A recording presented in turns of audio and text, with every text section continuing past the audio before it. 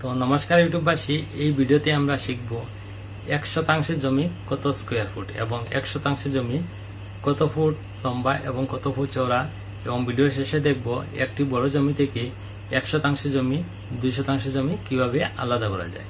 তো বন্ধুরা, ভিডিওটি স্কিপ না করে সম্পূর্ণ ভিডিও দেখবেন। আর চ্যানেলে যদি প্রথমবার আসেন তাহলে ভিডিওটিতে একটি লাইক দিয়ে চ্যানেলটি অবশ্যই সাবস্ক্রাইব করবেন। তো আমরা চলে যাই ভিডিওতে। তো বন্ধুরা, আমাদের ভিডিও টপিকটা হচ্ছে 1% জমি কত ফুট লম্বা এবং কত ফুট চওড়া। তো বন্ধুরা, এই হিসাবটি জানতে হলে প্রথমে আমাদের এই সূত্রটি জানতে হবে। সূত্র হচ্ছে 435.6 বর্গফুট হচ্ছে 1% জমি। এই সূত্রটি আমাদের মনে রাখতে হবে। বর্গফুট হচ্ছে একটি জমির দৈর্ঘ্য এবং প্রস্থ গুণ করে যে ক্ষেত্রফল বেরিয়ে আসবে সেটাকে আমরা বর্গফুট বলবো। তো 1% জমি হচ্ছে 435.6 বর্গফুট। এটাকে যদি আমরা রুট ওভার করি, রুট ওভার করে হবে 20.87 ফুট। তো এই জমিটির আমরা এই পাশ থেকে এই পাশ পর্যন্ত ফিতা দিয়ে মেপে যাব আমরা 20.87 ফুট।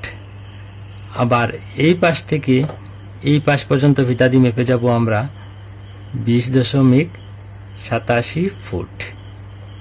আবার এই পাশ থেকে এই পাশ পর্যন্ত ফিতা দিয়ে মেপে যাব আমরা 20.87 ফুট। আবার এই পাশ থেকে এই পাশ পর্যন্ত ফিতা দিয়ে মেপে যাব আমরা 20.87 ফুট। তো একটি জমির চতুর্দিকে যখন 20.87 ফুট হয় তখন হয় 1% জমি। এবার আমরা একটি বড় জমি থেকে 1% জমি আলাদা করব। এটা একটা বড় জমি আছে, এই জমি থেকে আমরা 1% জমি আলাদা করব। এই জমিটির প্রস্থ মনে করেন 26 ফুট আছে। এই বড় জমি থেকে আমরা 1% জমি কিভাবে আলাদা করব?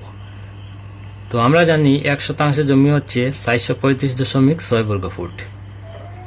435.6 বর্গফুট।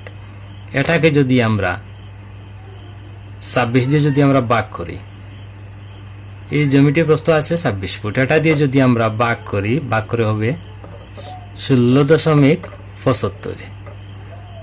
তো এই জমির আমরা এই জায়গা থেকে ভিতা দিয়ে মেপে যাব 16.75 ফুট। তো এই জায়গা পেলাম আমরা 1 শতক জমি।